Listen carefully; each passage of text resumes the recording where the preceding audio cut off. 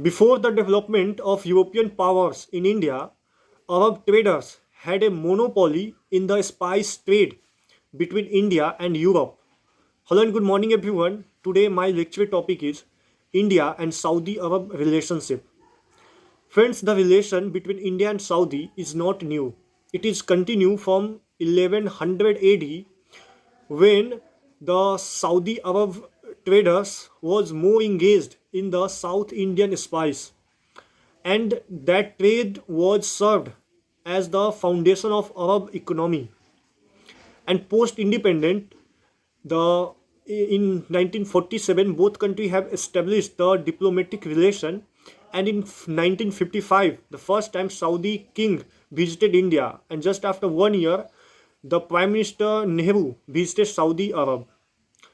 Friends, and today Saudi Arab is one of the most popular destination for the migrated Indian, as a Muslim community more engaged over there, and they share the cultural and religious ties with Saudi Arab.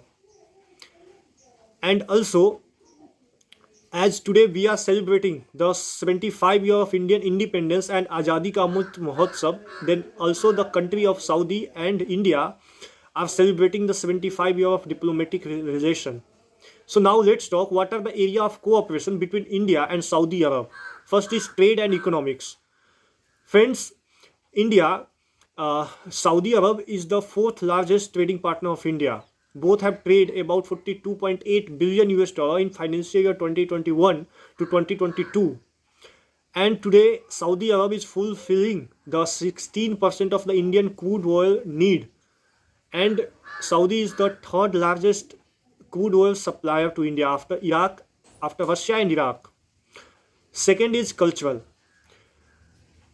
In culture field, the Hajj pilgrim is the most important field where lots of Muslims visited Saudi Arab.